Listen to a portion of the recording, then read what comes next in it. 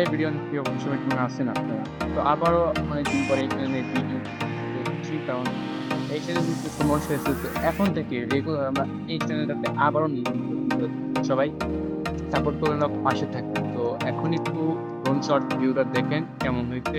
তারপরে আবারও বলছি, আবার আজকে আমাদের নতুন ভিডিও এই চ্যানেলে অতি দ্রুতই, অতি শীঘ্রই আমাদের এই চ্যানেলে ব্লগ দিতে হবে। আর একটা কথা বলে দেই, এখন থেকে এই চ্যানেলে আমাদের রেগুলার ব্লগ আছে। ফানি ভিডিও এই চ্যানেলে আসবে না। আমাদের ফানি ভিডিও আসবে হচ্ছে গিয়ে হাইপারজনিক।